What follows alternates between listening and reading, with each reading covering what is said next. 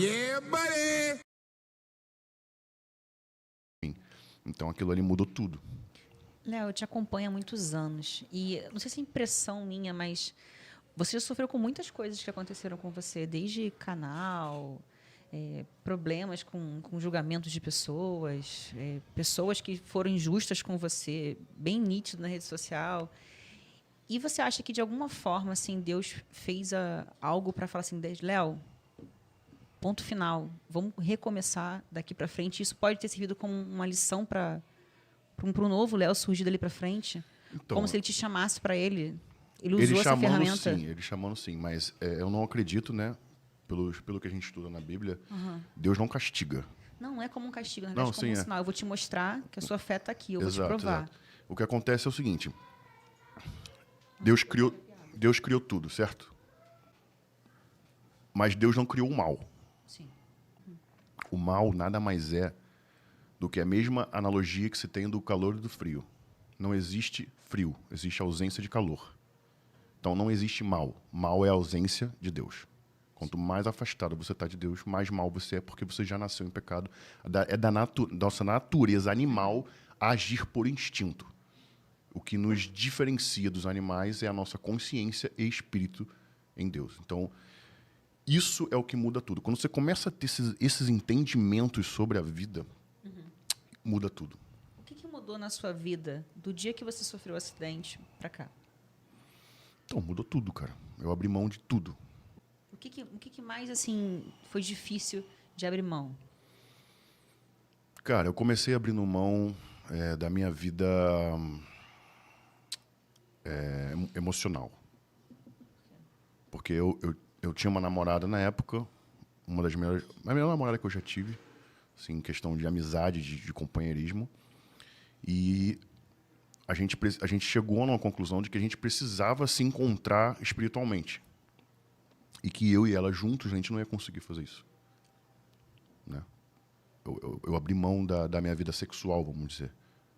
Entendeu? Eu não podia mais ter uma relação sexual que se não fosse dentro de um casamento. Ou pelo menos de uma pretensão de casar. Não vou falar que eu era perfeito, mas eu não tinha...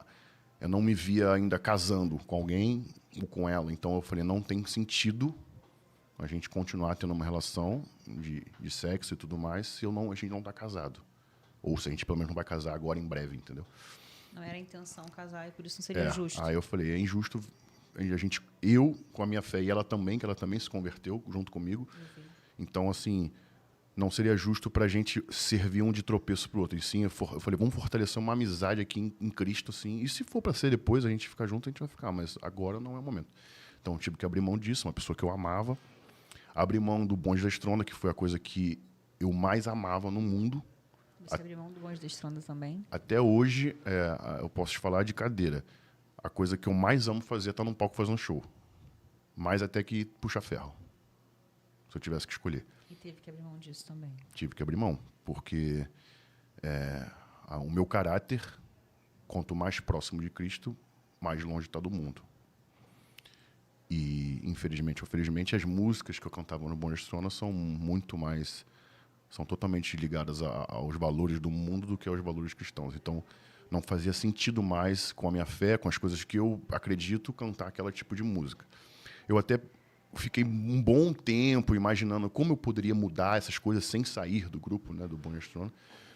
Mas o nome Bonde da Estronda, a carreira, a história, os fãs, tudo se voltava para esse tipo de música, esse tipo de ideia. E aí, eu tive um sonho, tive 3 sonhos. Um sonho? Eu tive 3 sonhos com Deus falando para mim para eu abandonar. Como e eu que era? relutei isso. Como que era esse sonho? Era um sonho, na verdade, eu não me lembro muito da imagem, mas da voz falando. Você tem que dar um ponto final no Bonde da Estronda. Como fosse sua consciência conversando com você. Isso. Um sentimento de culpa por estar propagando aquilo que você não acreditava mais. Exato.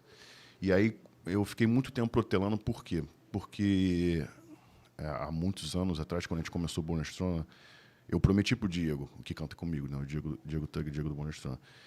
Eu falei, cara, isso aqui é a nossa vida, a gente saiu da pobreza por causa desse grupo, tá ligado? Ele é de uma família classe média baixa também, ele nunca foi rico. Eu muito menos, fui morar em Maricá justamente por isso, por ter perdido minha casa. Você era do própria. Catete, né? Era do Catete. Nasci na favela Tavares Baixos. Então, quando a gente firmou o Bonastona, eu falei para ele, nunca mais eu vou te abandonar, nunca mais isso aqui, porque isso aqui foi o que mudou a gente. E aí, eu segurei a onda para não terminar com o Bonastona nesses 2 anos, assim, por conta dele, que eu falei, cara, o que eu vou falar para ele, tá ligado? Por amizade, né? Por amor à amizade. Exato. Então, eu comecei a não marcar mais show, não marcar mais coisa, e aquilo foi virando uma bola de neve, empurrando com a barriga. Entrou pandemia também, que deu aquela afastada em shows, então meio que deu um tempo pra gente pensar. E aí teve um momento que eu tava muito tocado de dar uma posição para ele, porque eu ficava enrolando algumas coisas, né? E aí eu fui num culto do pastor Ricardo aqui na Mananciais, onde falava exatamente isso, sobre posicionamento. E eu me lembrei, eu falei, pô, já tive esse sonho, já tive essa voz. Eu ouvi uma voz clara uma vez, voltando da casa do meu pai, na estrada, falando sobre isso. Eu estava quase dormindo e eu ouvi uma voz como se alguém falasse comigo. Eu olhei para o lado e era meu irmão. Meu irmão também estava dormindo. Então eu falei, caramba, eu tenho essas coisas às vezes. Mesmo. E eu falei, mano, preciso resolver isso. Fui no culto, voltei e falei, vou marcar essa reunião com ele para falar. E eu tava com medo do que ele ia achar, entendeu? Se ele ia apoiar ou não, se ele ia se sentir traído, se ia sentir alguma coisa. Qual foi a reação dele? A reação dele foi a melhor possível, porque ele provou aquele dia que ele realmente era meu amigo. Entendeu? Eu expliquei toda a situação para ele. Ele entendeu. E ele falou, cara, eu te apoio, relaxa. Eu te entendo. Você já não faz parte disso aqui há muito tempo. É nítido. E o Léo hoje, ele é uma pessoa completamente feliz, diferente, mudada. E você continua mudando a vida das pessoas de outra forma. Exato. O seu estilo de vida, eu acho que é o que mais prende o seu fã. Exato. Não é o Léo... O Léo não tem que competir em cima de um palco, ou não tem que estar cantando. A gente Nunca segue gostei você... de competição, assim, de competir com alguém. A gente Nunca segue gostei. você por você ser você. Exato. Ponto. Seu case é esse. E uma coisa que eu até falei hoje no meu Instagram, quando a gente entende isso tudo sobre o mundo e se converte, a gente tem o costume de achar que você tem que parar de ser você. Abdicar de ações, de práticas, não significa que você vai perder a sua essência. Sim, e você não perdeu. Tem uma frase que diz, tudo muda, mas nada muda. Tudo muda no pensamento, na intenção do coração, na forma com que você faz. A intenção das coisas mudam, mas eu não perco a minha essência. Porque algumas pessoas até comentaram assim, putz, agora vai ficar chatão, agora virou crente e tal, porque eu me batizei. Só que eu falei, cara, já me converti faz 2 anos, você não sentiu a diferença até agora, não vai mudar muito, sabe qual é? Então, assim, é uma coisa muito pessoal isso, é uma coisa muito individual essa mudança do cristianismo, não em si, na forma de que você é a sua essência, a forma de ser, entendeu? Agora, estou tentando falar menos palavrão, estou abdicando de relacionamentos casuais, não quero propagar mais ideias vãs, ideias que levam o jovem a um tropeço, como eu fiz a minha vida inteira. Então é isso, entendeu? Eu pego o que eu faço e mudo a essência. Não, mantenho a essência e mudo a intenção. A intenção é promover uma motivação, uma inspiração, botar o cara para cima da maneira certa, entendeu? Então você vai continuar vendo o cara extrovertido, brincalhão, que zoa, sacaneia, faz piada, o caramba. Posso falar bem menos palavrão. Para mim já foi provado que eu consigo ser engraçado falando menos palavrão. Às vezes eu falo uns... Ainda estou nesse processo, né? Quando a gente nasce de novo, a gente é um bebê no espírito. A gente eu estou aprendendo ainda como ser um cristão. Então, às vezes, eu vou errar, entendeu? Não cobrem, não esperem de mim a perfeição, de ninguém, na verdade, mas de mim, muito menos, que eu acabei de estar entendendo esse mundo.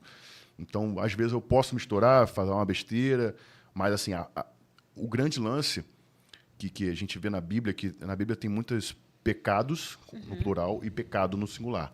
Quando ele bota no plural, ele sempre refere a prática do pecado. Quando você acha aquilo normal, quando aquilo é prático, quando aquilo você faz no cotidiano da sua vida achando que está tudo bem.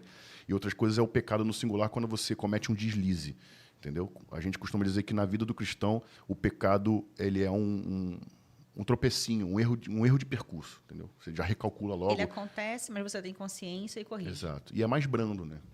Léo, como que é a sua relação com seus pais? É ótima. É ótima. Minha mãe é pastora, devo toda a minha vida espiritual a ela. É ela que estava orando todo dia com o joelho no chão para eu não fazer mais cagada do que eu já fiz. Então eu devo tudo. E meu pai é um cara muito espiritualizado também. Ele é um bardot, né? Ele é um poeta, ele tem vários livros de poesia. Ele tem livros? Ele mora afastado, lá na casa do caramba, lá na Minas, lá. Ele só come o que ele planta. Ele é um cara bardosão, sério né? Um bom isso? vivanzão. Então, tudo que meu pai fez por mim na questão de criação é algo assim que realmente é meu herói, tá ligado? Porque 3 empregos. O cara tinha 3 empregos. E um deles era diretor de hospital psiquiátrico Pinel, aqui no Rio, no Botafogo.